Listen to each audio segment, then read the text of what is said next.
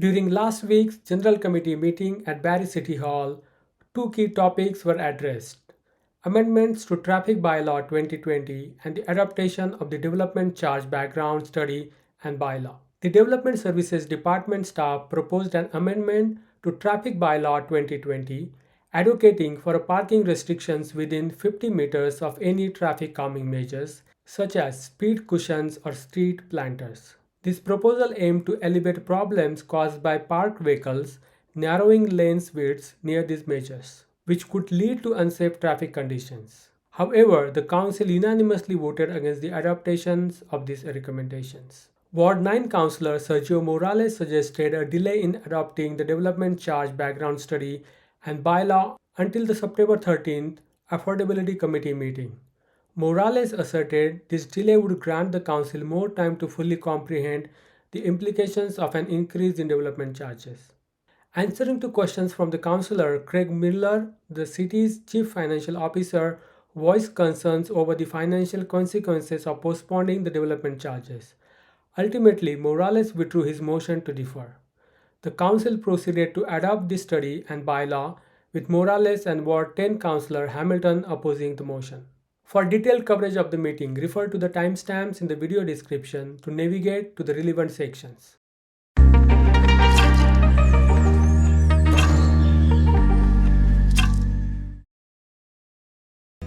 This meeting is being held in person and electronically in accordance with the Municipal Act. The first item on the agenda is the consent agenda. For the consent items, I'll read out the title associated with the recommended motions printed on the agenda. Members of the General Committee may ask that an item be held to discuss the matter further.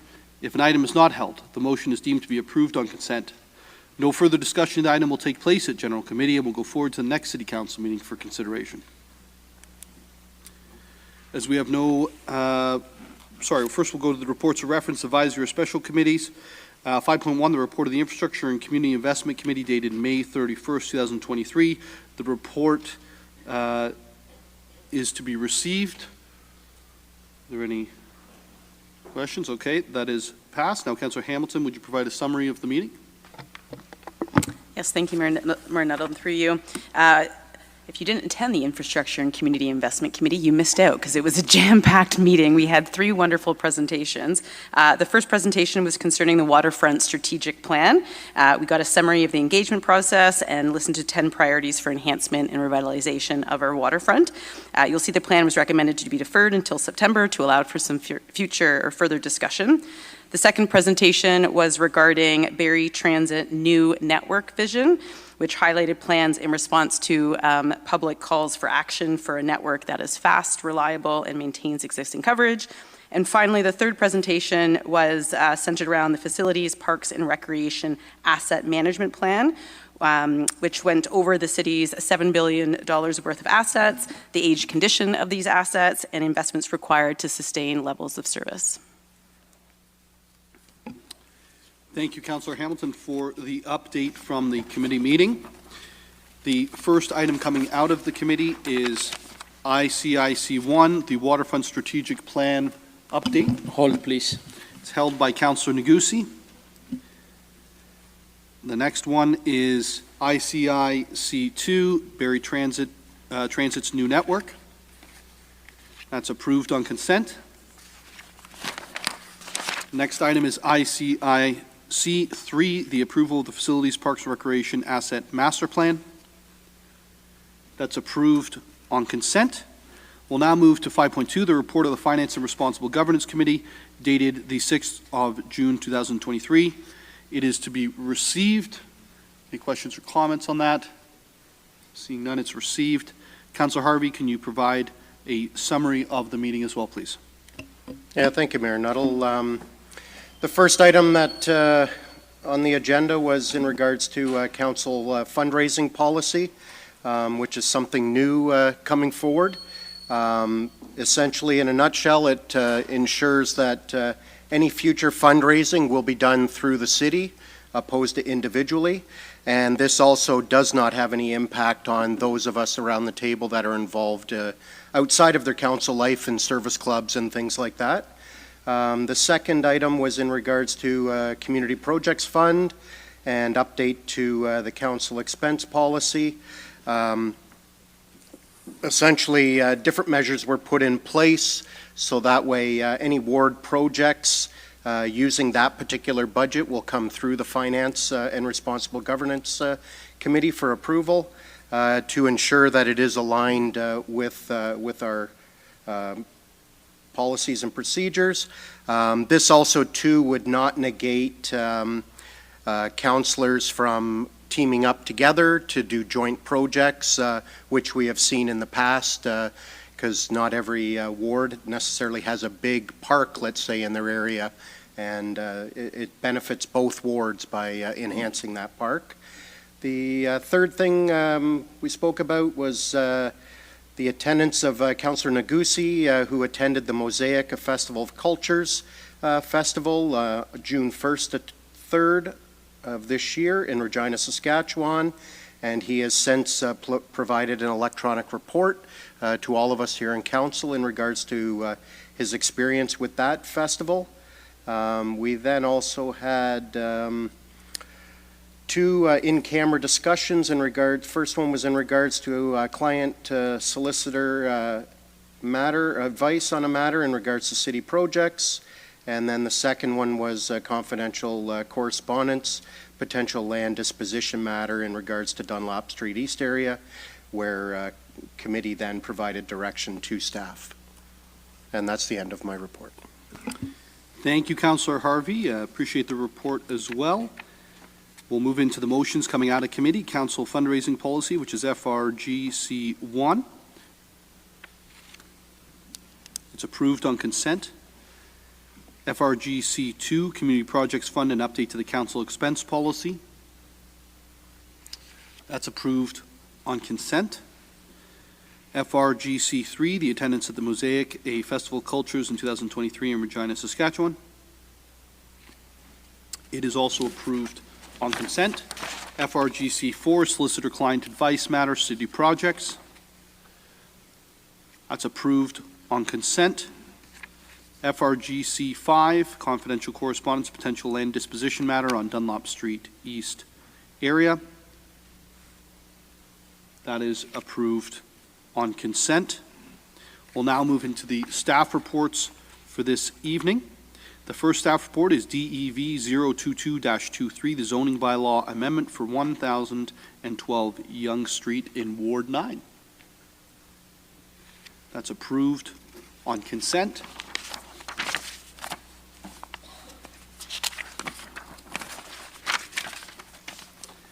The next item is DEV 025-23, the Bradford Street Corridor Study Municipal Class Environmental Assessment, Wards 2 and 8. Hold. That's held by Councillor Morales.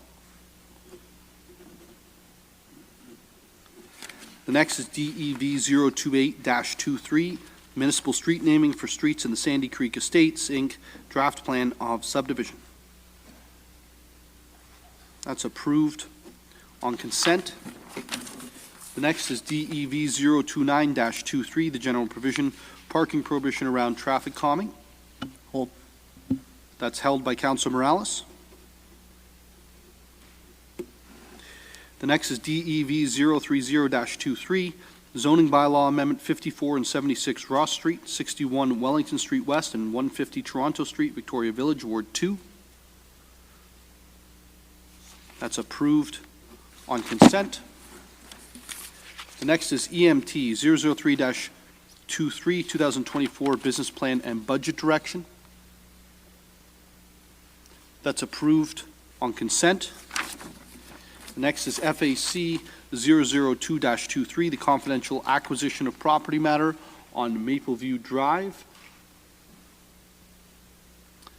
That's approved on consent. Next is 2023 Development Charge Background Study and Bylaw. Hold, please. That is held by Deputy Mayor Thompson. Next, we have FIN 010-23, the 2023 Community Benefit Charges Strategy and Bylaw. That's approved on consent. Next, we have INF 004-23, the Rodney Street No Parking Anytime. That's approved on consent. Next, we have INF 007-23, the Water Operations Branch Dedicated Locator Model Agreement. That's approved on consent. Next, we have LGL 001-23, surplusing of city-owned property, portion of 694 Mapleview Drive East, Ward 9. That's approved on consent. Next, we have LGL 002-23, surplusing of city-owned property, untraveled portion of East Street, Ward 2. That's approved on consent. Next, we have REC 002-23, use of school facilities. That's approved on consent. Now, under items for discussion, 8.1, we have invitation to present to council the Cleanup Barrie. That Cleanup Barrie be invited to provide a presentation to City Council concerning Cleanup Barrie and the possible expansion of its outreach. Councillor Ritma. That's approved on consent. We'll now go back through the items that were held, as there's no public meetings or presentations or deferred business. And we'll start with ICI C1, Waterfront Strategic Plan Update. Deputy Mayor Thompson, it was held by Councillor Negussi, so I'll allow Councillor Negussi to put on the floor first, and then I believe that you have some items. I'll put it on the floor. Thank you, Councillor Negussi. Deputy Mayor Thompson. Thank you, Mayor Nuttall, and thank you, Councillor Negussi. I have an amendment to ICIC 1 that the motion concerning the Waterfront Strategic Plan update be amended by adding the following paragraphs, and that staff be directed to explore opportunity for engagement with community youth groups and to consult directly with the Navy League of Ontario and the local Sea Cadets chapter regarding the potential alternative sites within the city of Barrie and report back to Infrastructure and Community Investment Committee with the candidate sites, including initial site considerations, order of the magnitude, capital costs, and recommendation next step in the process. And I can speak to that. The amendments on the floor, Deputy Mayor Thompson. Thank you. So we received a presentation last week in regards to our waterfront strategic plan, and I felt that there was need for some more engagement with some local youth groups and, you know, to see if there's more we can do on the waterfront. And there's always been a desire to look at the Navy and the Sea Cadet building being moved to, you know, utilize it a little bit more and then freeing up some really prime waterfront for, you know, activating our downtown and stuff like that. So that's the motion.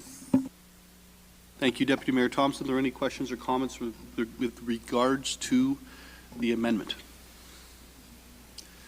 Seeing none, I'll call the vote. All those in favor? And it carries unanimously. On the main motion, any other comments or questions?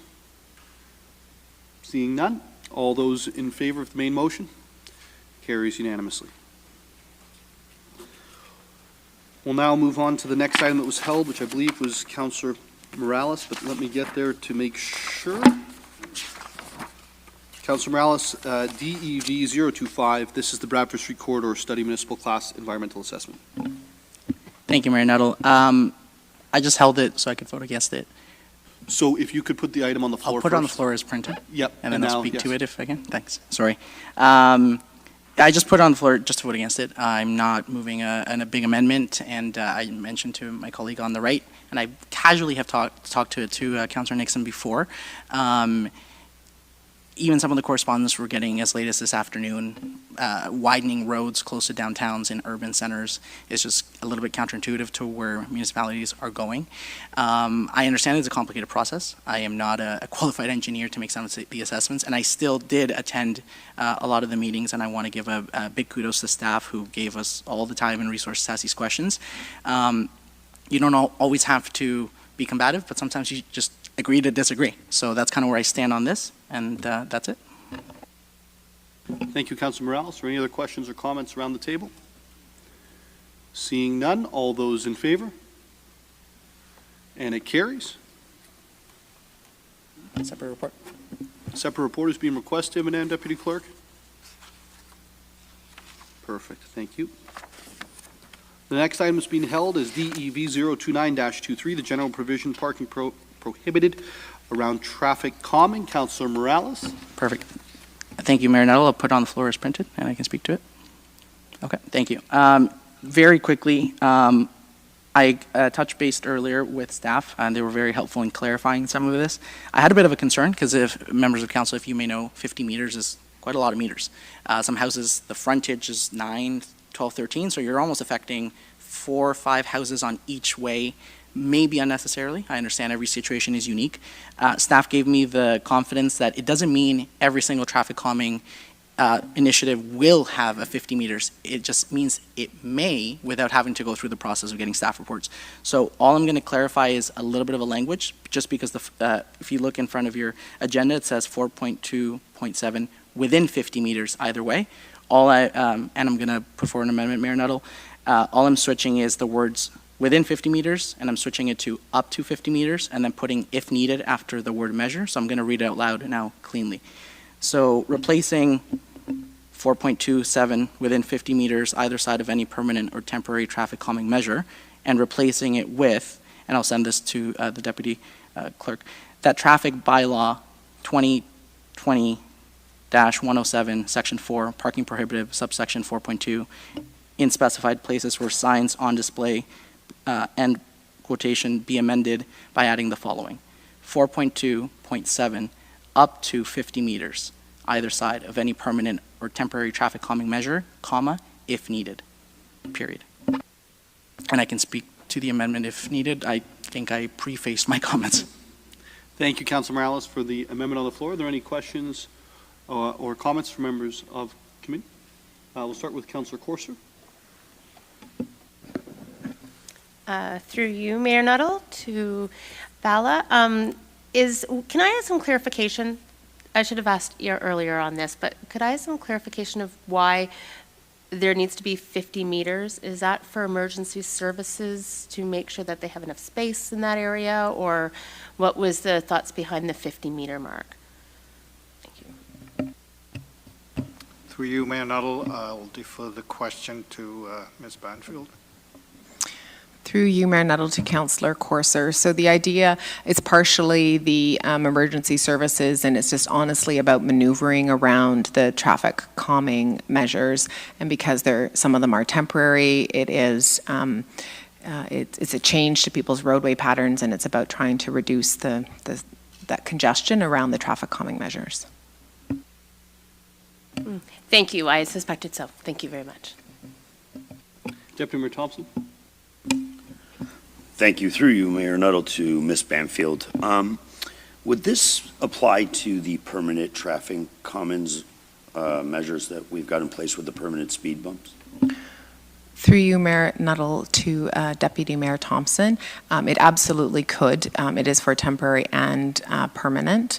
And the attention, any of you have had staff investigate things, sometimes will say to you, oh, we can change that right away because it's in the general provision, versus sometimes we come back and say, oh, we can't change that right away, we have to go back to council. So the intention is to be able to, in these areas, if there becomes an issue with congestion, we'll be able to action that very quickly.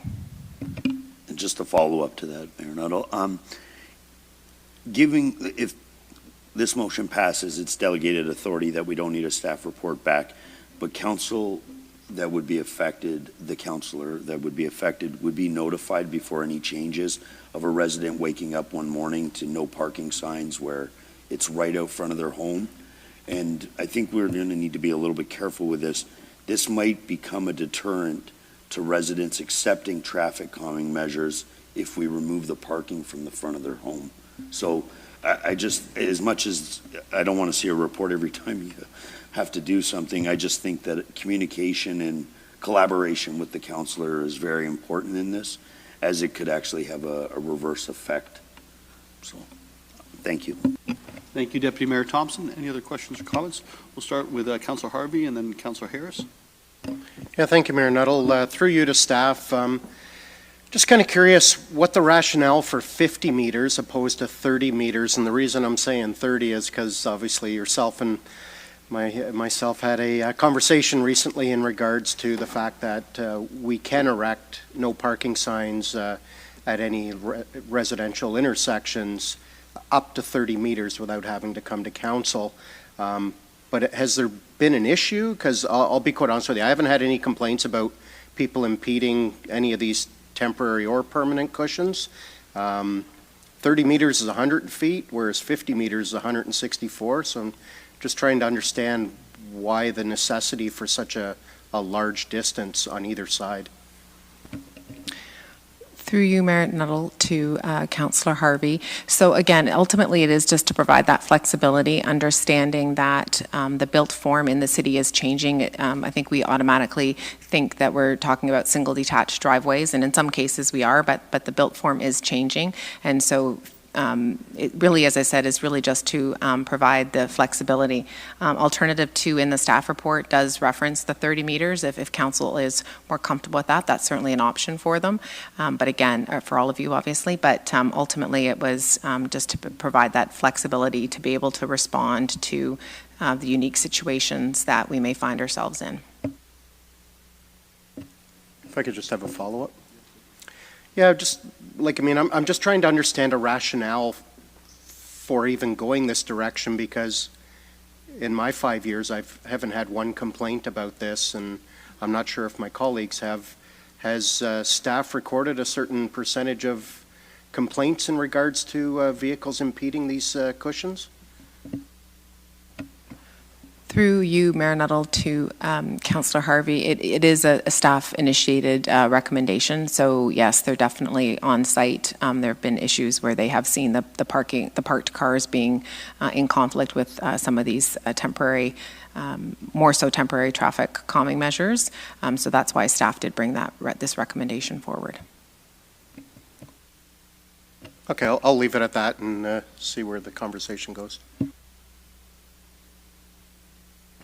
Yeah, thank you, Mayor Nuttall. Through you to Ms. Banfield. I was similar to Councillor Harvey. I was wondering about the origins and staff, and so I'm not having had any concerns with this. I just wonder if you could clarify when it says the road can be conflict with parked vehicles. Can you describe what you mean by conflict? I don't think it's described. At least I didn't catch that. Through you, Mayor Nuttall, to Councillor Harris. So ultimately, we would describe conflict as anywhere from swerving, near misses, to full-on accidents or tagging of other cars or nipping of mirrors, that sort of thing.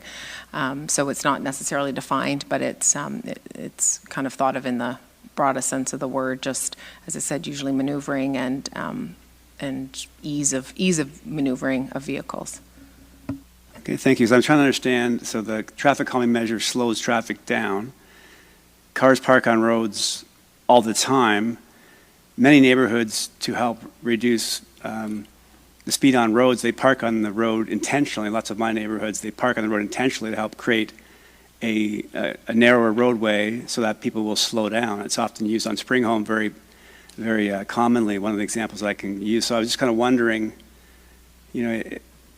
how the speed cushion could create a more difficult situation for drivers when it actually does what we want, which is to slow them down. So when cars will still park on the road. So I wasn't quite sure how that section of the road would be more in conflict than one that doesn't have a speed cushion but has cars parked on it. So I think that's my misunderstanding of maybe what the intention would do.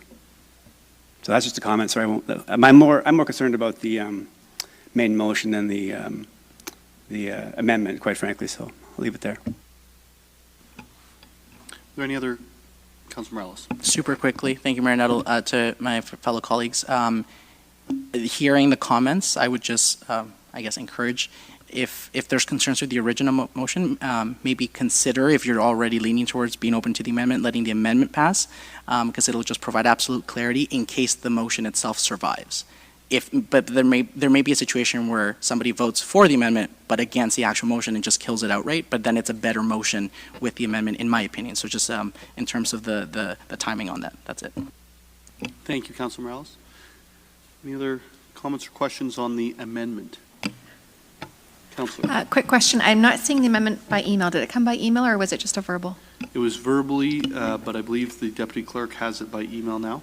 Yeah, could you just repeat the amendment for me, please? Madam Deputy Clerk, maybe if you could just repeat just the portion that speaks to the actual wording of the motion. I believe the email that Councillor Morales has sent me, he was changing the words from within and replacing it with up to 50 meters on either side of any permanent or temporary traffic calming measure, and then adding the words if needed at the end of the sentence. Thank you for that. And so through you, Mayor Nuttall, to Ms. Banfield, can you speak to how that would be interpreted around staff direction tied to that amendment? And in general, if it's a general provision, is it really just to staff discretion when there's an issue, but that it wouldn't be a blanket bylaw change? Can you clarify the impact that this would have then if it is supported? Through you, Mayor Nuttall, to Councillor Kungle, this amendment, if passed, or this recommendation, if passed, would operate in the same way. And again, Council understands they'll often email and say, you know, I've had either something you've witnessed yourself or a complaint from your resident. We go out and take a look at it and inspect it and witness, and then say, again, yes, we can do this sign tomorrow because it's covered under the general provision, or we have to come back to Council. So really, all that it is would be in this case, if there was something around these traffic calming measures, we'd be able to action it.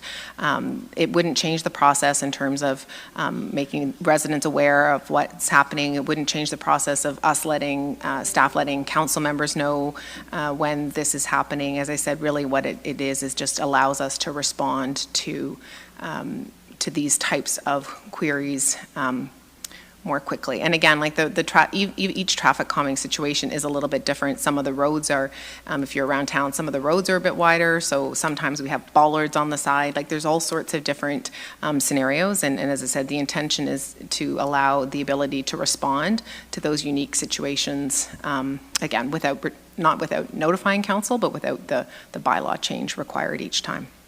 Okay, that's great. Thank you. Councillor Hamilton.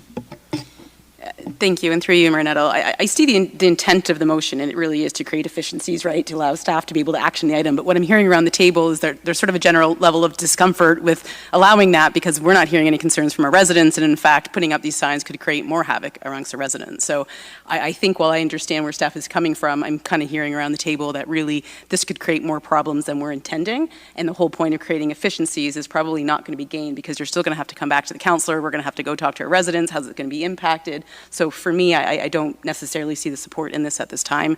I think it probably is going to create more challenges than it is the efficiencies that we were hoping to get from it. So Councillor Hamilton, you're speaking about the general motion. I'm speaking about the general motion. I think the amendment on the floor just creates further confusion because if it's needed, well, who's deciding if, right? That's the back and forth process, and that's really what's in place right now. And I think we might as well just stick with what we do currently than adding an amendment that I think adds sort of an element of confusion just because we're creating a process that we haven't defined. Okay. Any other questions or comments? Mayor, I'll withdraw the amendment and roll the dice on the main motion. The amendment is withdrawn on the main motion. I still had questions at that time, so I'd like to go back through you, Mayor Nuttall, to Ms. Banfield.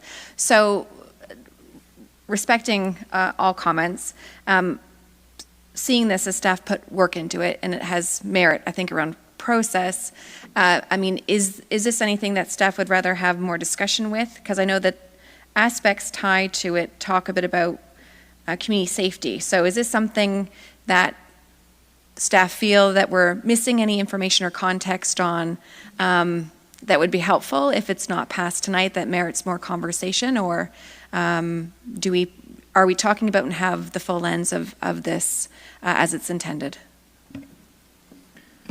Through you, Mayor Nuttall, to Councillor Kungle, I don't believe I can offer too much more than other than what's in the report and what I've said this evening. Again, we often respond to complaints, and in this case, we are trying to be a little proactive to be able for us to be able to look at something and say, yep, we can do that right away.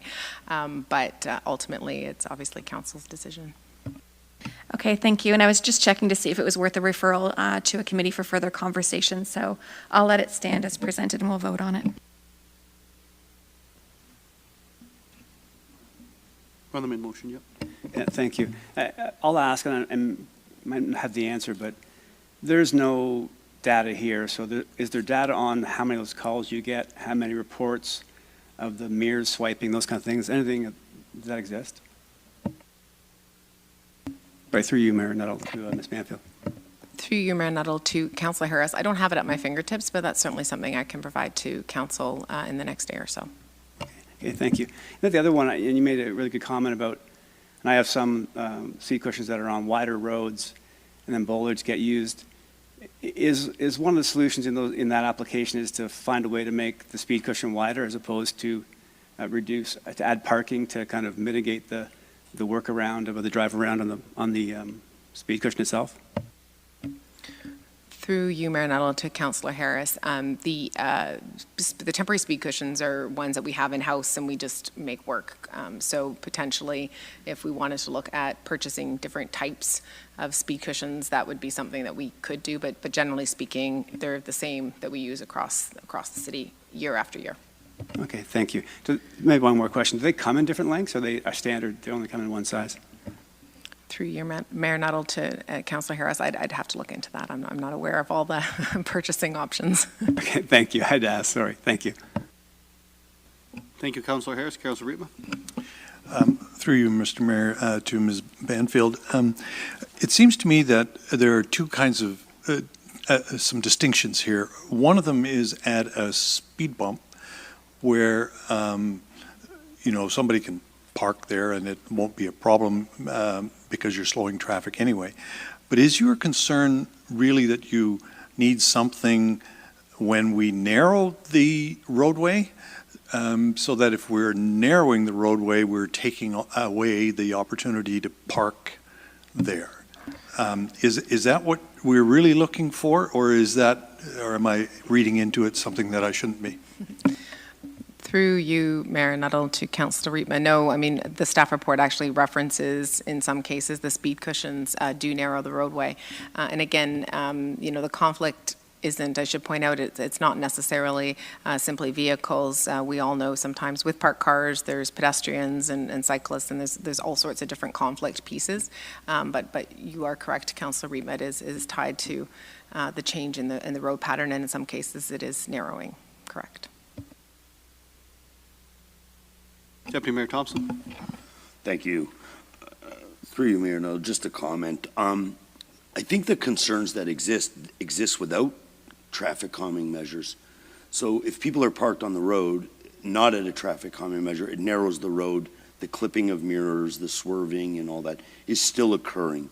So it's a behavior. So as much as I appreciate the work and stuff, and I'll speak for myself here, I just don't want to lose the connection between staff and myself and my residents when it comes to stuff like this, because I know by putting no parking signs in front of people's homes sometimes is like the worst interaction with a resident, because you alter their life. It's like building a concrete wall in front of their home and removing their front yard. So as much as I appreciate the work that's went into it, and like I said, I speak for myself, I have had zero concerns of parking close to traffic calming measures, and I think the hazards that occur whether it's traffic calming or not. So I won't be supporting the motion. Thank you, Deputy Mayor.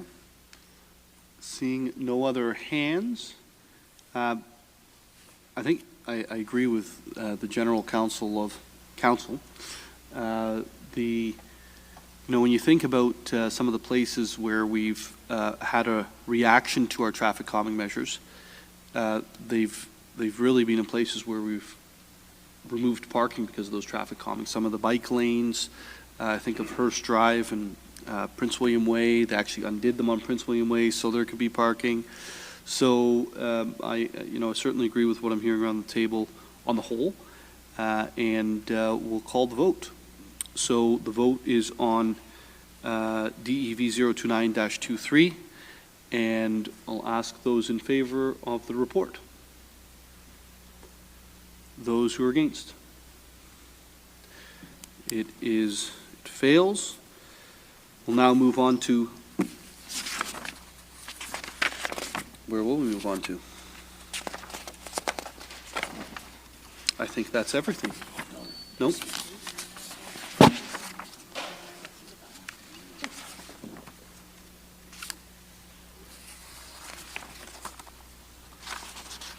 Oh, I missed a page there, thank you. Was held by Deputy Mayor Thompson, FIN 009-23, the 2023 Development Charge Background Study and Bylaw, perhaps the most important piece of legislation this evening that I missed. Deputy Mayor. Thank you, through you, Mayor Nuttall. The motion concerning the 2023 Development Charge Background Study bylaw be amended by adding the following paragraph, that the approval of the capital program, including in the I'll put the motion on the floor as printed. The approved of the capital program, including the development charges, DC background study, as amended, indicated councillors' intention that an increase in the need for services will be met as required under paragraph 3 of the section 5, subsection 1 of the Development Charge Act 1997 and section 3 of the Ontario Regulations 82-9/98, and that the approval shall be subject to further annual review during the capital budget process. 8, that in accordance with SS 5, subsection 1, 5 of the Development Charge Act 1997 and section 5 of the Ontario Regulations 8.2/9.8, it is council's clear intentions that any capacity identified in the DC background study as amended shall be paid for by development charge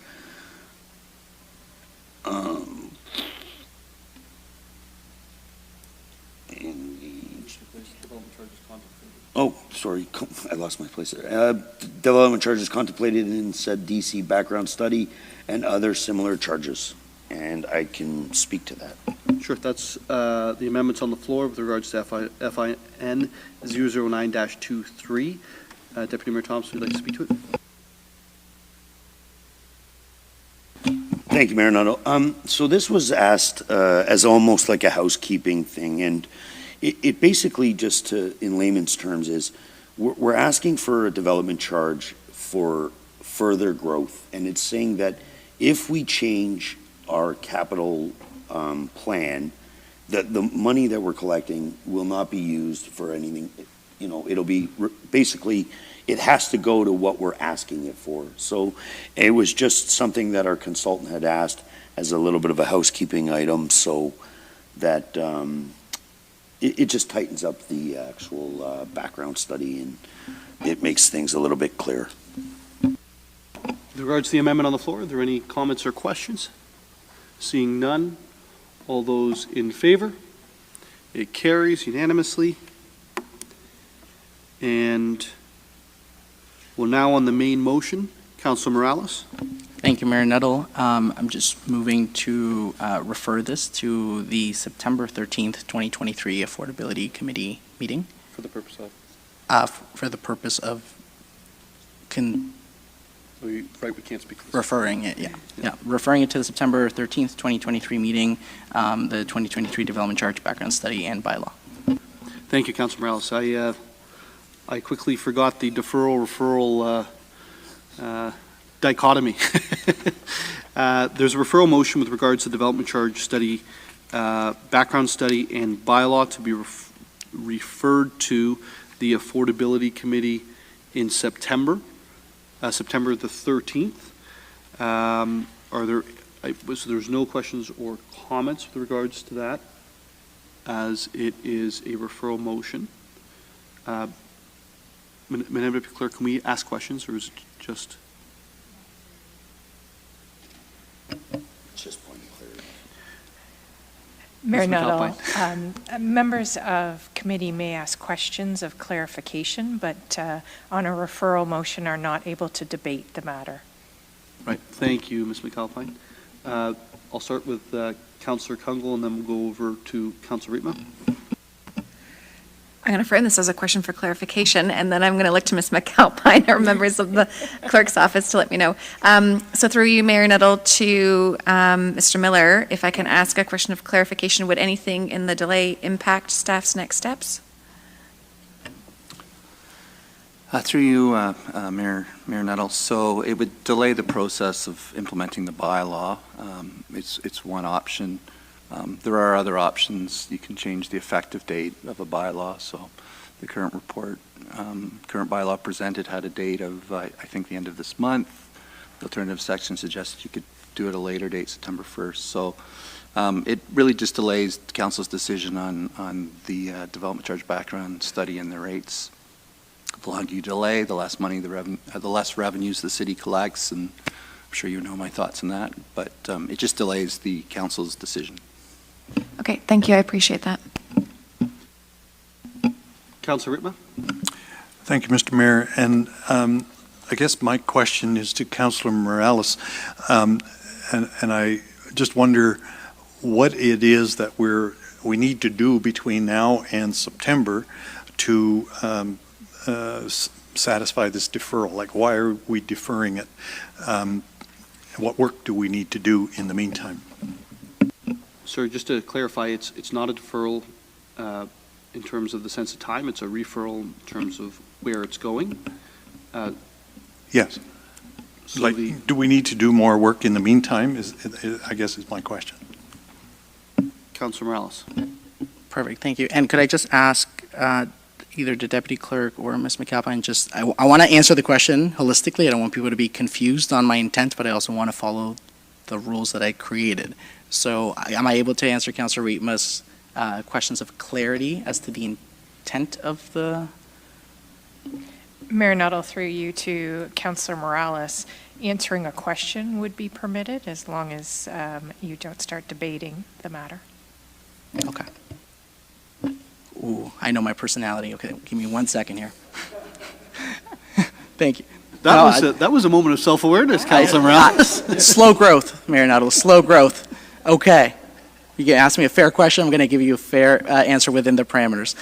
Thank you for the question, Councillor Riepma, through you, Mayor Nuttall. Dr. Mike Moffat has not been able to present to Barrie City Council. Dr. Mike Moffat is a trusted, credible individual in the macro real estate industry in Ontario. He's a professor, I believe, still at Western and works for a think tank in Ottawa, and he has very strong opinions on DCs. There's also a very strong likelihood that the province will clarify Bill 23 and DC's impacts over the summer, number 2. And then number 3, as it may have been for you, Councillor Riepma, last meeting was very impactful for me when staff were there and the consultant showing us the figures and numbers about affordability, rental and purchase. And then I did hear a couple times that they were saying we intend to come in the fall with recommendations. They kept it pretty close to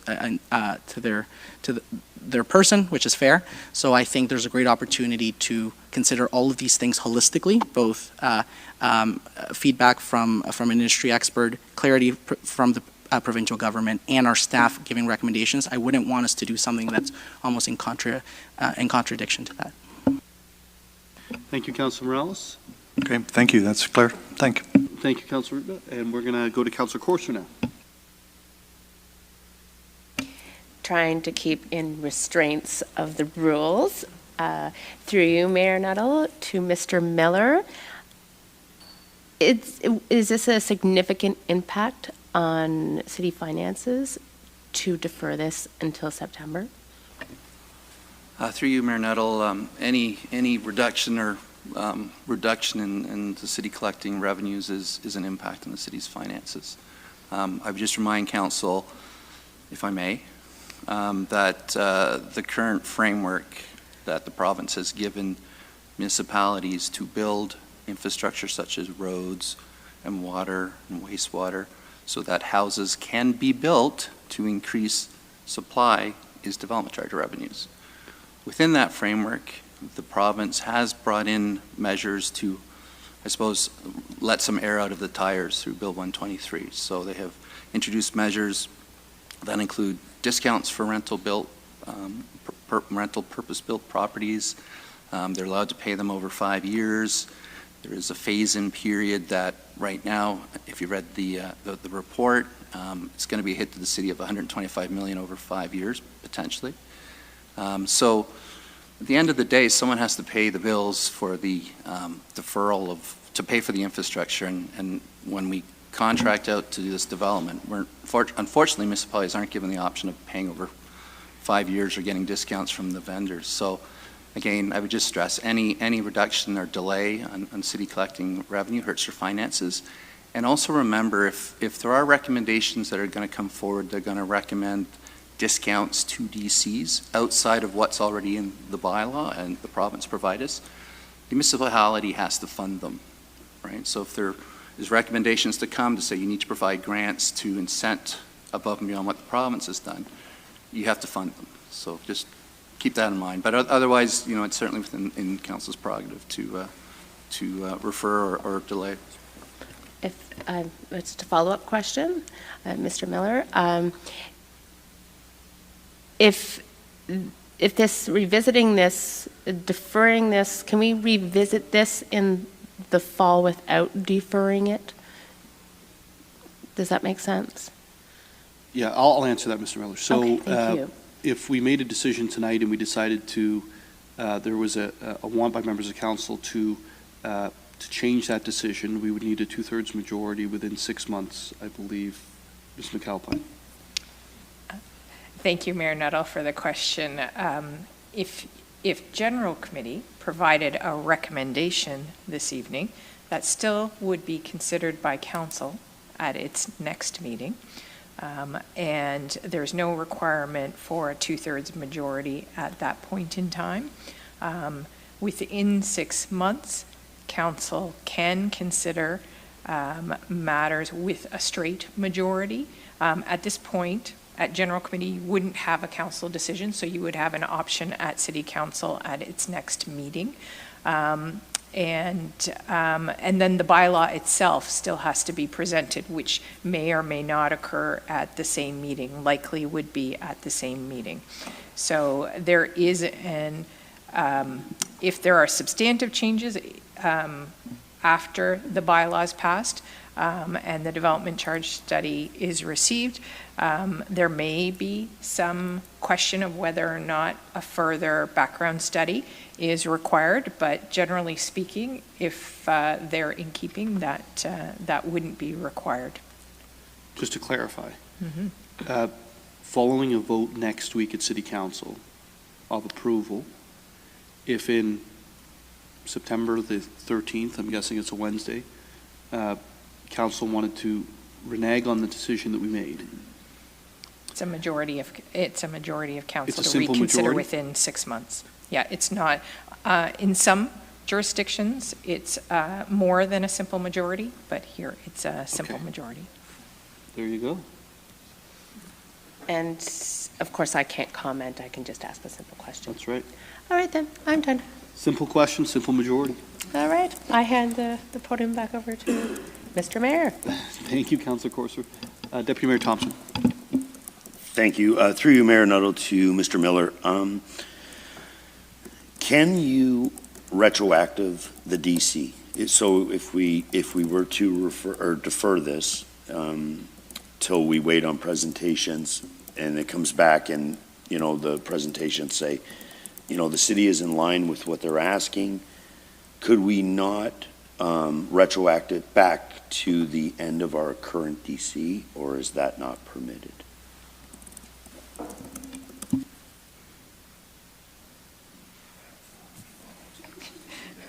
My apologies, I left my light on, but no, there is no opportunity in the development charge bylaw to make it retroactive in terms of new rates.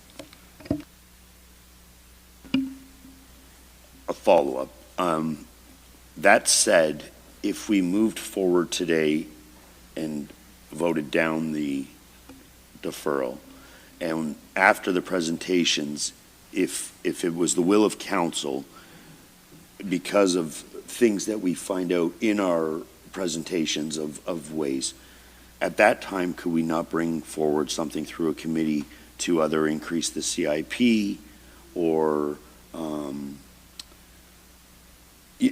something like, we're taking a shot in the dark here that they're going to come back and say that our DCs aren't great, and you know, it's almost like a hotel room. When the sun comes up, you lose the money. So if we defer it, we're going to lose this money.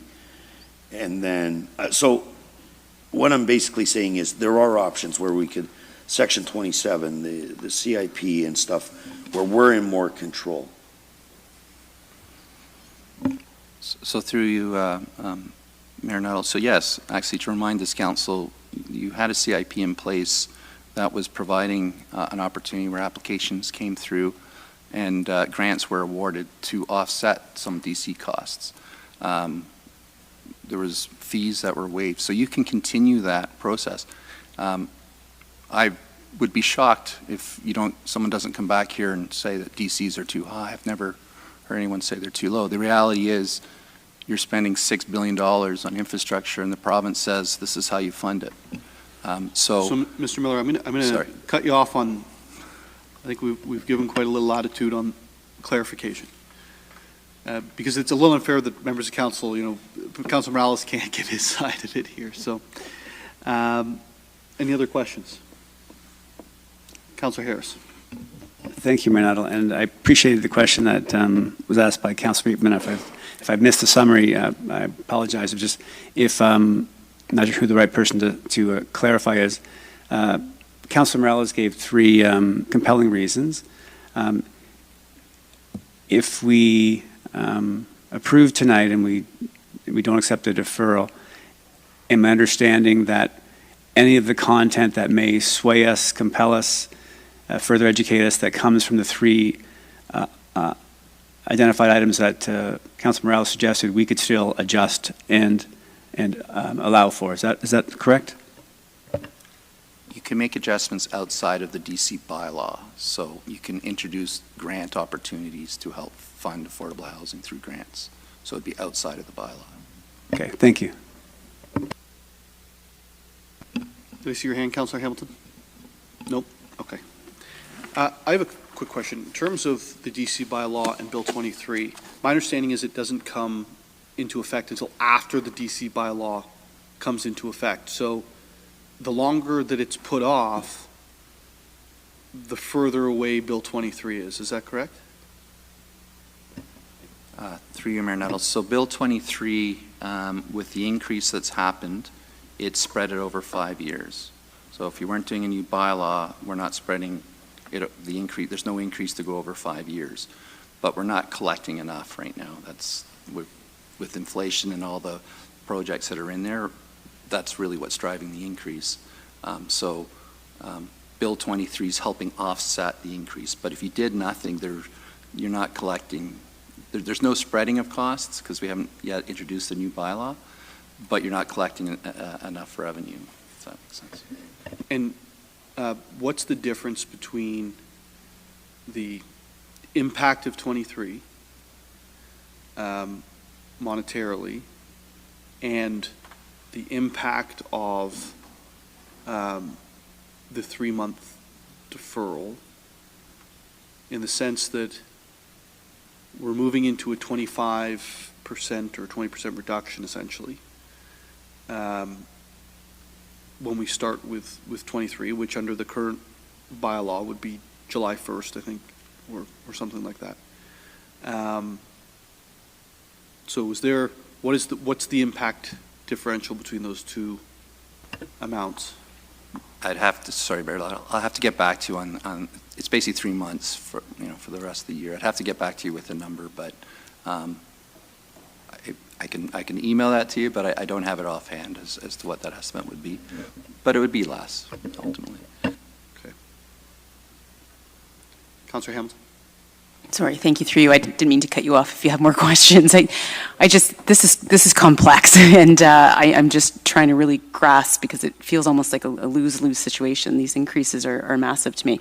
I'm just wondering, from a learning standpoint, do we have a sense, other municipalities, the approach they're taking, are they waiting, considering there are still a lot of moving parts, there are still conversations happening at the provincial level?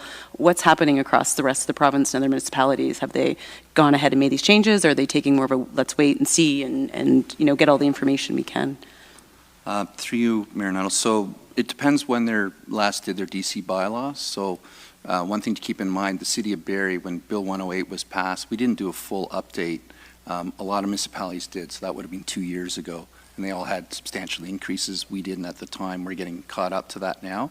So a lot of municipalities, I think ourselves, there are multiple ones on the go right now. I could ask, actually, Craig Binning from Hempson, if he could maybe speak to that. Craig?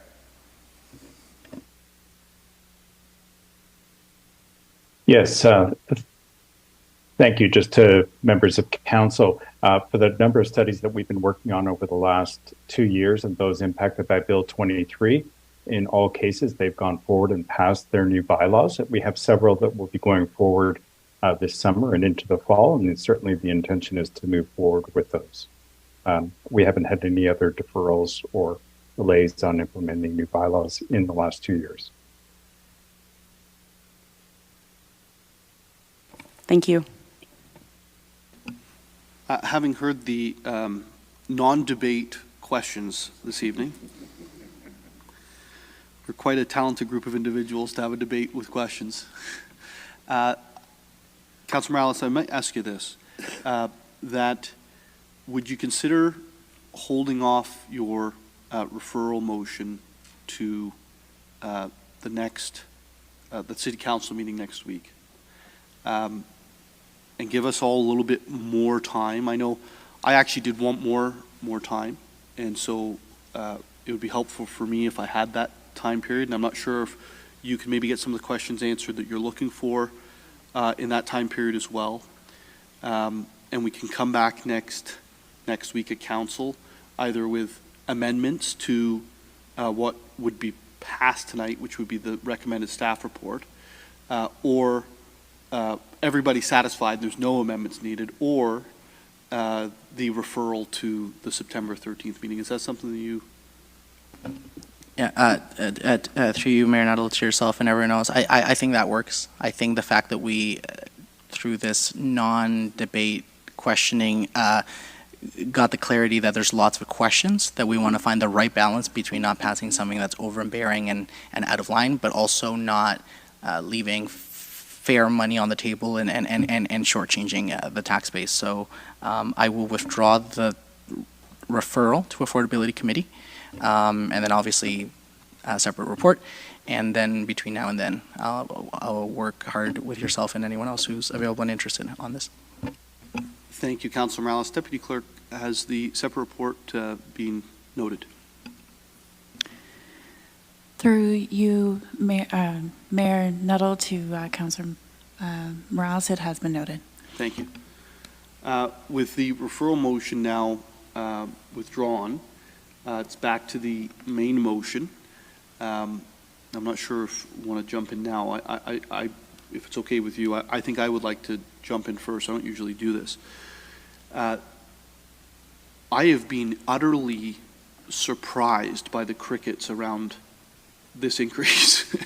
It's actually scary, because I think next week we're going to pass this tonight. There's going to be 23 deputations, and folks will be really upset about the increases in DCs. I've probably had 2 conversations, and I think I owe 2 phone calls to individuals in the community right now that have reached out. And in a city where we, if not will be, the fastest growing city in the province, probably the country, maybe North America again.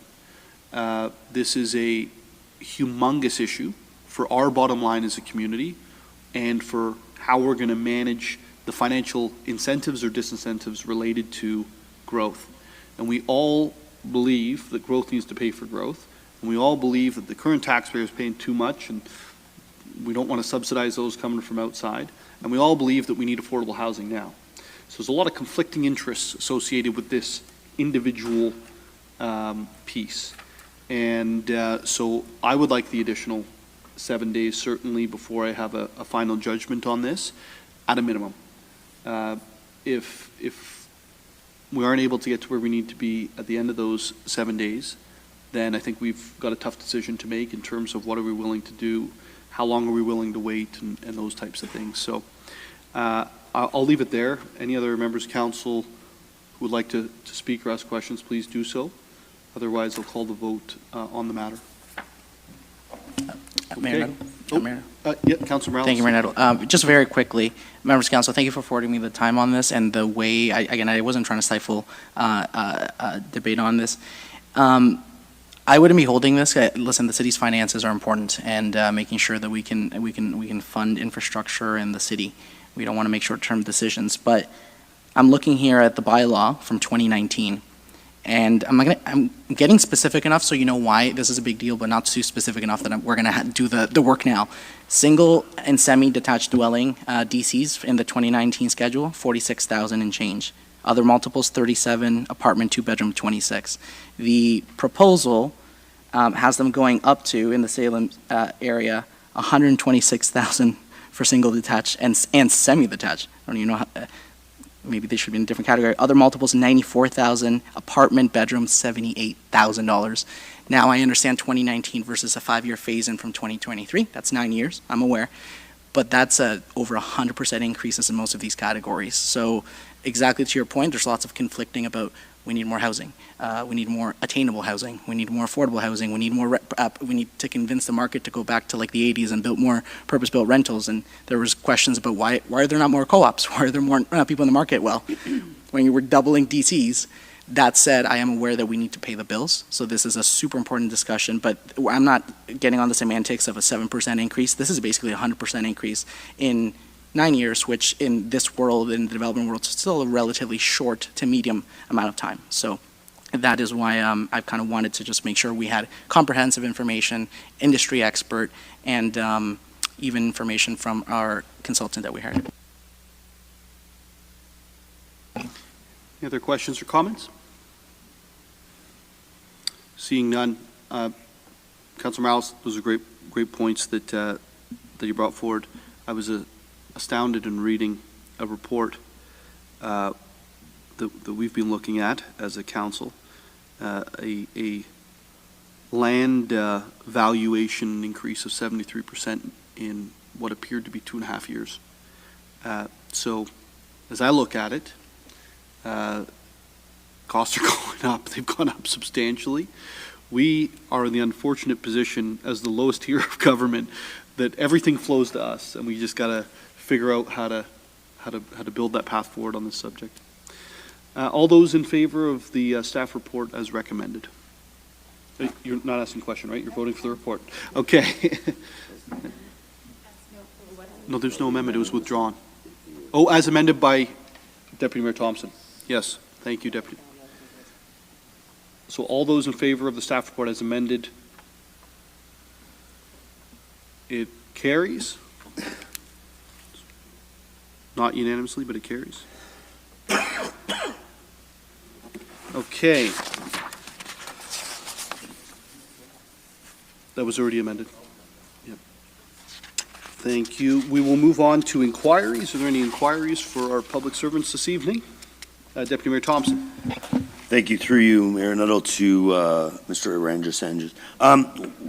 I had spoke to you earlier, but just there's been a lot of concern, and we did receive an email from staff in regards to Tiffin. And I understand that we did have some bad weather, but I was just wondering if you could maybe let the public know the steps we're taking and the contractor's taking, because it's in pretty rough condition, and we've had, several through the 3 councillors with residents calling and complaining. Through you, Mayor Nuttall, to Deputy Mayor Thompson. On Tiffin, between Ferndale and Ann Street, we are doing a full-depth resurfacing. The asphalt was removed last week, and this week it's true that the road conditions were pretty bad, partly due to the weather, but partly also due to the condition of the road and also the heavy volume of traffic. And we're working with the contractor to fix the situation. We made some progress today, but there's still some bad sections. And we'll continue to work with the contractor to address this as soon as possible. Well, what I can say is that repaving will start next week, and we should complete the repaving by the end of next week. So the road is in bad condition, but hopefully not for more than another week. Thank you, Deputy Mayor Thompson. Thank you, Bala. Any other questions for our public servants? Councillor Hamilton. Thank you, and through you, Mayor Nettle, just a question in regards to Big Bay Point Road. It was recently repaved and resurfaced, and it was beautiful and smooth. And then I understand there was some work done, and they actually had to dig up or dig underneath, and they kind of done a patch job and replacement. I'm just wondering if you can explain what needed to be done and kind of, I guess, the alignment of repaving the road and then having to do work after the fact, and it's left us with sort of a subpar result at the end. Through you, Mayor Nuttall, to Councillor Hamilton, is there a specific location? Because it's Big Bay Point and Huronia Road area, the bridge. Do you know? Sorry, it's not my word, it's Jim's word. Because it's Big Bay Point, I get a lot of the complaints about it because people don't know the boundaries. I haven't even had any. You know what, I can take it offline and follow up. Sure. I just want to have an answer for some of the residents that have reached out and sort of figure out going forward how we can prevent some of that happening in the future, right? It seems a bit of a waste that we repave something only for it to get torn up literally 2 weeks later, but we can follow up. Val, I believe it's between Bayview Drive and Huronia on Big Bay Point Road.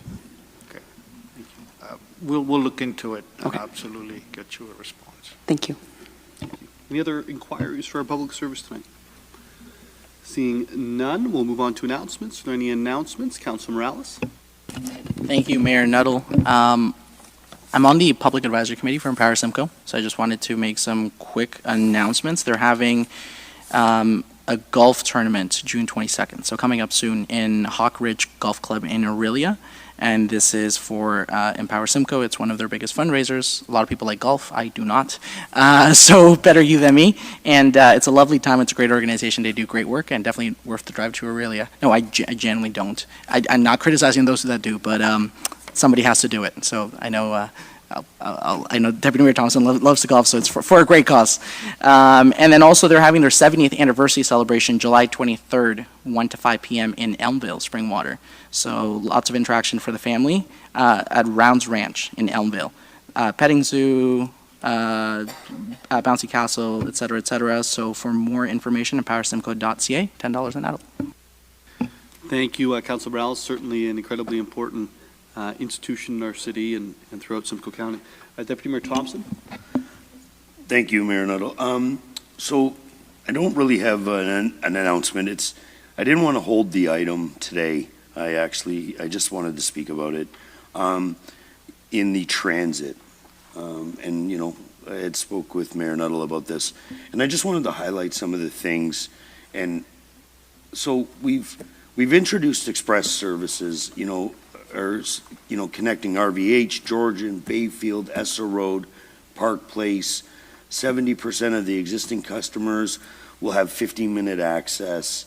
There's like new transit in areas that, were underserved, like Hamner, Kaplan, King, all in there.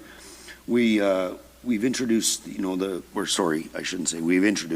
we've increased our transit on demand to a lot of things. By doing so much research, this department has been able to, contact stakeholders, ridership, and, there's been concerns from residents about seeing big buses and empty, so they've taken the initiative and just really done a great job. And in all this, they've saved money. And I'll take saving money any day of the week. So we've actually reduced our capital by $10 million by increasing service to residents. And, you know, this team should be commended for the work. And, you know, better service at cost savings to the taxpayer. So I kind of wanted to highlight that. And I also have another one, if you would indulge me for another 30 seconds. Over the weekend, we hosted the air show with lots of great sponsors and stuff. And I was fortunate enough to be there with Mayor Nuttall. And we don't employ a lot of staff that take care of this. And the events planning and, Stephanie's team and, the people at the base and all our sponsors, they jumped in, and it was a fantastic weekend in our downtown. And it was really great to see. And like I said, we don't have the staffing levels to do stuff like this, but everybody participated, from the dinner with all the snowbirds and everybody involved to the actual weekend. It was really, really a great weekend, and it really highlighted our beautiful city. So thank you. Thank you, Deputy Mayor Thompson. Any other announcements? Councillor Corser. Okay, just a reminder that this Saturday, and I just checked the weather forecast, and it is supposed to be thankfully sunny. The Barrie Native Friendship Center is putting on the Indigenous Peoples Celebration Day at Sunnydale Park from 12 p.m. to 3 p.m. They'll be putting up their new teepee, hoop dance demonstrations, traditional lacrosse games, medicine walks, teachings, and I invite everyone out to come and join us at Sunnydale Park to enjoy a beautiful day of culture and weather and our beautiful Sunnydale Park. Thank you, Councillor Corser. Councillor Kungle. Thank you, Mayor Nuttall. I have a few announcements.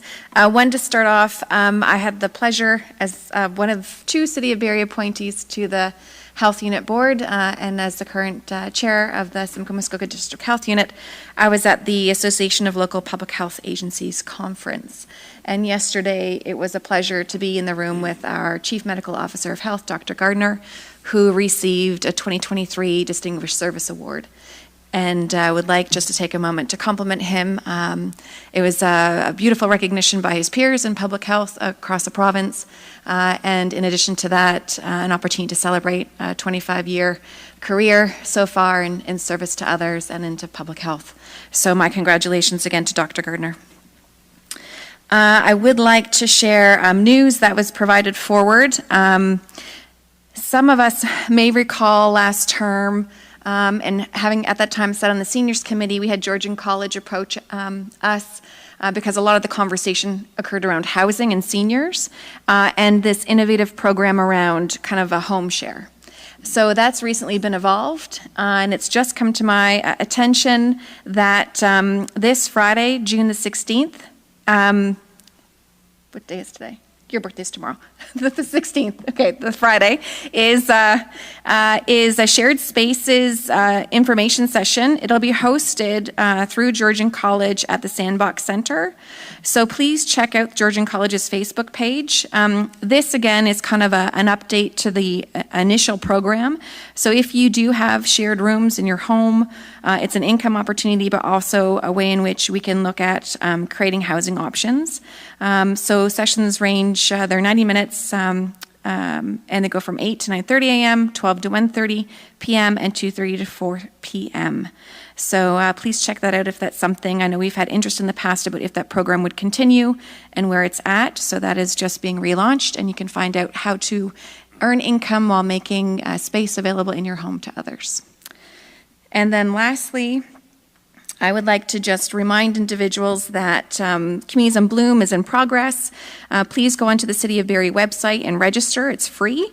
We're asking residents to upload your photos, compete for prizes of all ages, and the theme this year is purple. Judges will be in person and in the city at the end of July, so watch for information as we look to showcase all we have to offer, and that's everything from the work that staff are doing across departments around net zero approaches to natural heritage conservation, to how we beautify the city and look at taking environmentally conscious ways in which we service water and other aspects. So please get involved and post your photos for free, and it helps us actually give a digital representation of individuals and your private and commercial properties for Communities in Bloom.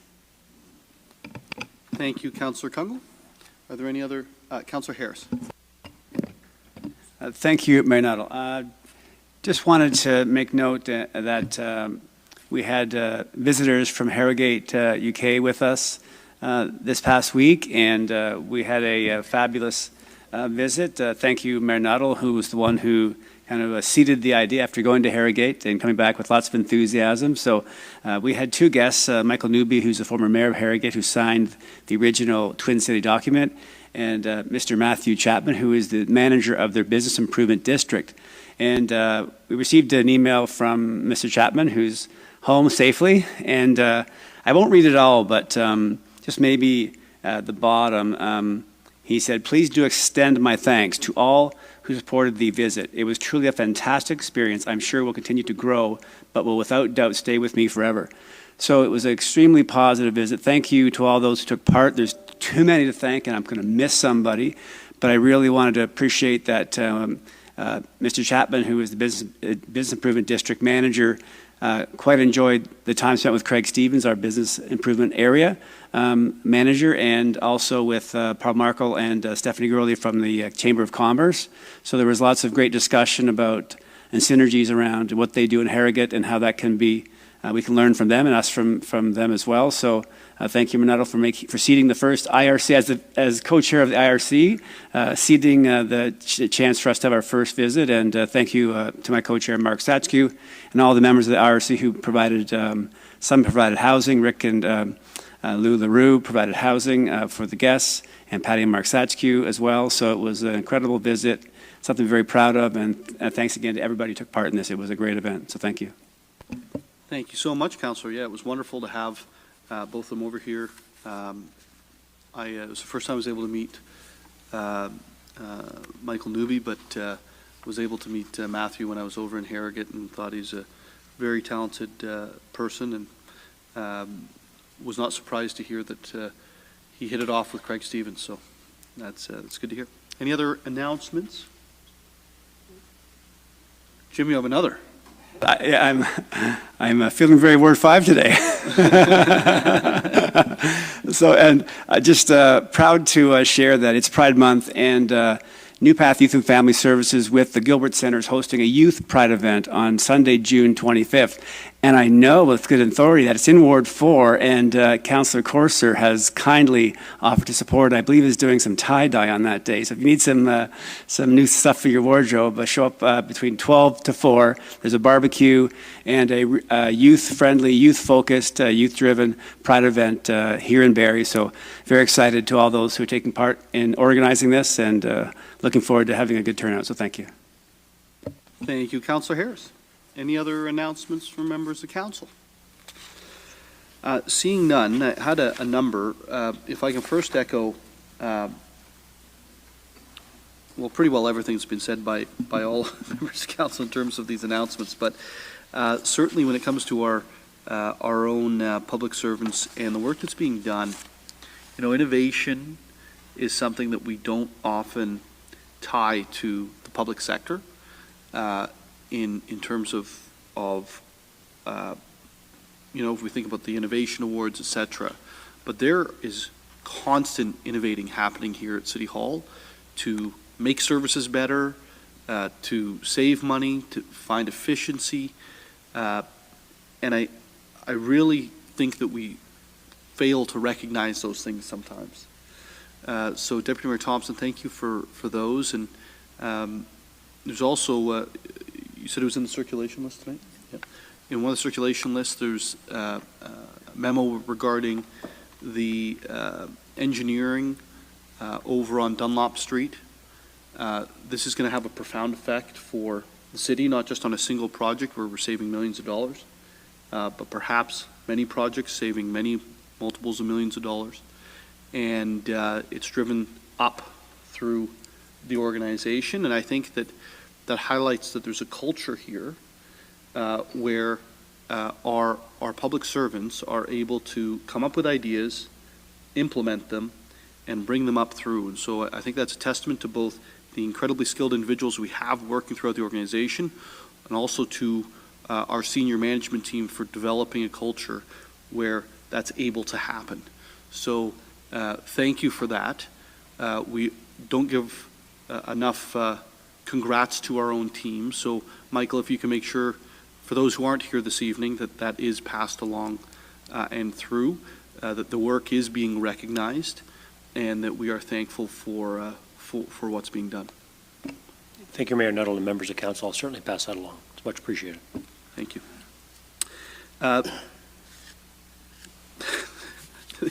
It's really good. It's kind of embarrassing how many things that we get to be positive about tonight.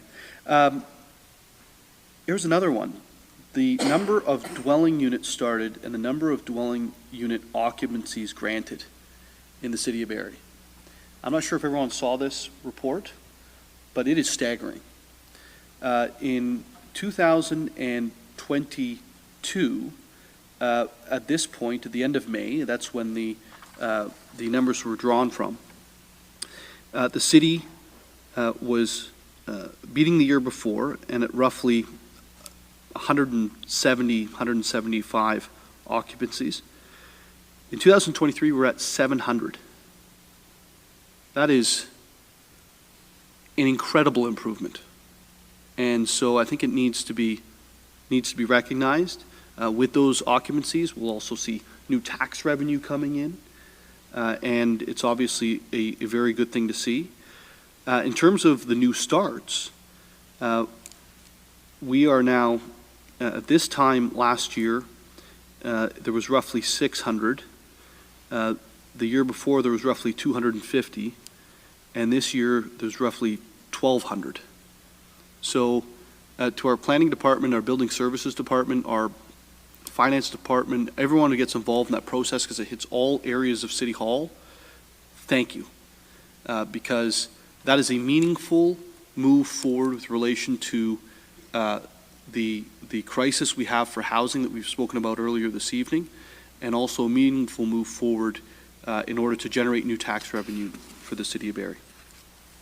I'll now go on to the noted announcements, if you will. The week of June 12th to 17th is recognized as Yimby Week, June 18th as the longest day of smiles, so don't forget that, and the week of June 19th to 25th as St. John Ambulance Week, who do incredible work in our community year-round. The City of Barrie will recognize Pollinator Week from June 19th to 25th. This annual event is celebrated across the world in support of pollinator health. Its focus emphasizes on the connections between climate and pollinators. Residents are invited to take part in the Pollinator Week activities and learn how to protect and encourage pollinators in home gardens. For further information and a list of activities and events, please visit barrie.ca/Pollinator Week. The City of Barrie is excited to announce the Canada Day activities taking place on July the 1st. Activities will include Meridian Place featuring family-friendly programming, Canadian wildlife display, and speaking of wildlife, busker performances, a variety of vendors, live entertainment on the Meridian stage featuring Baytown Big Band, Rockabilly Joe, Tex Rexman, and belly dancing. Won't be me. The fireworks show over Kempenfelt Bay will begin at 10 p.m. Open Air Dunlop, presented by Downtown Barrie Business Improvement Area, will also be taking place on July 1st along Dunlop Street, featuring a variety of activities and more. For more details on the events, please visit barrie.ca/Canada Day. With the summer season fast approaching, the city's public beaches will be opening at the end of June. Centennial Beach will open Friday, June 30th, and close Friday, September 1st. Johnson's Beach will open Friday, June 30th, and close Sunday, August 20th.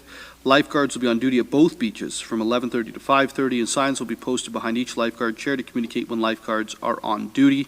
For more information on the city's beaches, please visit barrie.ca, and please, to parents and young people alike, be very careful around the water this summer. The city is inviting residents to submit photos of their gardens by June 28th to participate in the Communities in Bloom program. as advertised by Councillor Kungle.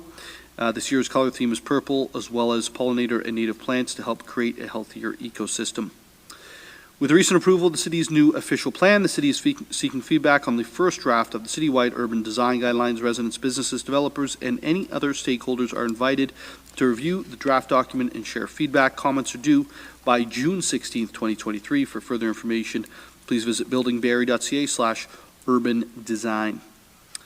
Applications are now being accepted for the city's License to Ride program, offering Barrie youth aged 12 to 16 free rides on Barrie Transit and access to free recreational opportunities at the city's community centers from July 1st to September 4th.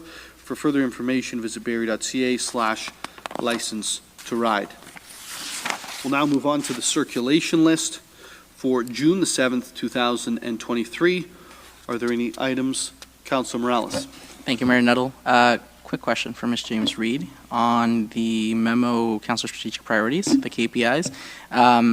Again, we're celebrating staff success and KPI success and goal success. So thank you for the work you guys did with the task force. I know there were small revisions here, if people caught it here on the circulation list. Here's my question, Ms. James Reed.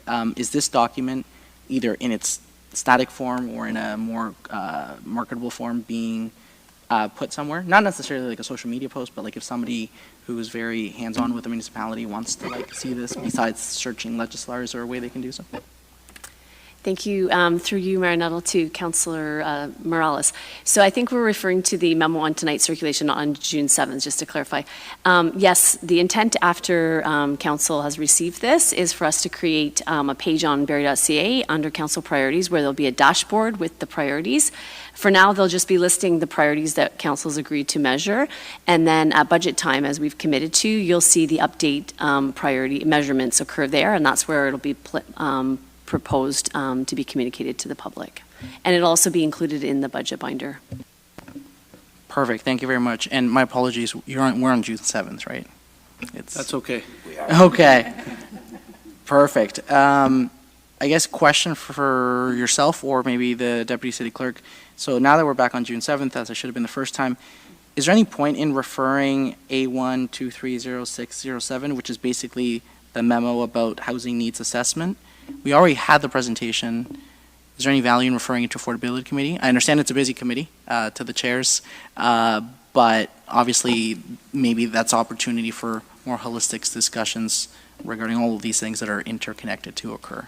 So I'm just kind of maybe even looking for an opinion. We've heard the presentation, but there's a document, so we refer it, or do we just wait for them to come back? Yeah, I think if I can be, from my perspective, it didn't provide any recommendations. So if there's recommendations that we want to take to committee, great. But we've seen the presentation. We have the presentation. I'm not sure what the purpose would be to send it to committee. Fair enough. And I never blame anyone for being blunt. We all know I am, so it's only fair. Thank you for that. So nothing more from June 7th. Thank you, Councilor Morales. Any other items on the circulation list? Councilor Kungle. Thank you. I'm looking at A4 230614, the memo on energy management update around the grant awarded. And I had a question for Mr. Hughes. Compliments, I think you identified in that, tied to kind of exceptional work by staff, over $325,000 in grants that we received around our energy efficiency. And I wasn't sure if you could talk a bit to that, a bit to that and next steps, because I believe some of that looked at auditing 10 different facilities that we had. And then where do we go from here around the grant funding that was applied to that work, but then also capital development and investments for that might be, you know, high upfront costs, but for great long-term efficiencies in how we operate facilities. Through your worship to Councillor Kungle, thank you for the question. You're right, we have been successful, I would say, in receiving grant funding for various applications that we've submitted them for. We are currently working or kicking off our review of the 10 identified facilities. We're always looking for, it used to be, we used to say we're looking for the low-hanging fruit. We've got it. You know, you're going hungry if you're short. But, you know, we're reaching up, and certainly on all of our capital projects, as we work through our capital development, capital design, we're always looking at sustainability, energy conservation, because ultimately, if you don't use it, you don't pay for it. in follow-up, the findings of that as they come back, will we start to see recommendations in the upcoming budget tied to capital around opportunities, or is this more of a longer-term forecasting around changes and maybe cost of changes to support efficiencies longer term? So through your worship, again, thank you for the question. So I'm going to say both. We provide the regular updates, the Energy Management Department, the branch, they put together their annual reports, and certainly for specific initiatives, we report on that. But anytime we have a major, more significant capital project, we always make it a point to identify within the description of the project what we're doing and why. You know, and certainly council will have noticed that on some of our larger projects, we are carrying things like net zero and energy efficient design. You know, we understand that comes at a premium, and that is an option for council. Council can choose that, you know what, maybe we can't afford it, or maybe we kind of do the rough in and do the rest later. And we'll leave that as an option, but we're always going to recommend that we do everything we can up front and leave the choice to council. Thank you, Mr. Hughes, and I just, again, compliments to the team. Adam was recently at the Active Transportation Sustainability Committee, Councillor Hamilton and I sit on, and had the opportunity to kind of look at an update tied to the climate adaptation and change initiative, and there's some really exceptional pieces moving forward that this continues to complement. So it's great to see that our strategy tied to climate action is being kind of moved forward in so many different ways, so thank you for that. Thank you, Councillor Kungle. Are there any other items on the circulation list? Councillor Kungle?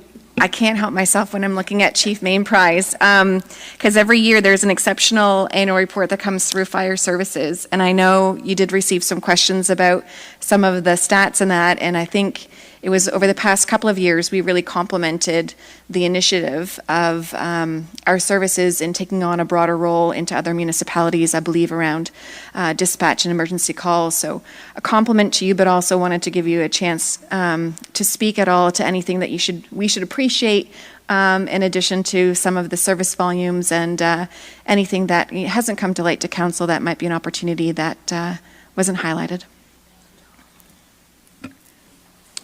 Through Mayor Nuttall, Councillor Kungle, thank you for the question and the kind remarks. I think the report's just to highlight the department and to recognize the tremendous work of our staff. Every year our city evolves, the needs are changing, the needs of the community change, and our staff continue to meet those needs on a daily basis.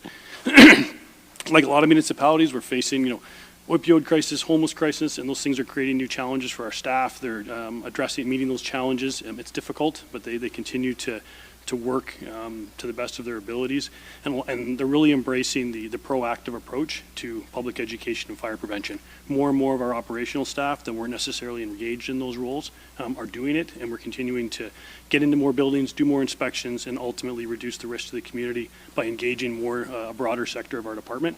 I think that's a tremendous highlight for our department, and we will continue to expand on that in the future.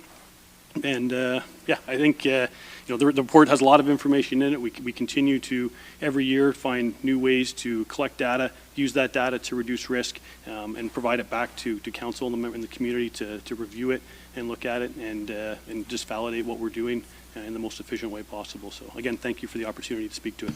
Thank you. I'll make sure to share it with residents in the ward, and my compliments to you and the team. Thank you. Thank you, Councillor Kungle. Are there any other items on the circulation list? Seeing none.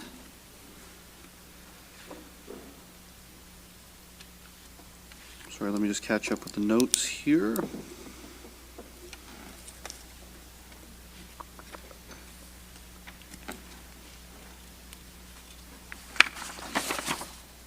I think this takes us to adjournment. So we are adjourned at 9:02 p.m. and we will convene next. That was the update from the City Hall. Thank you for watching.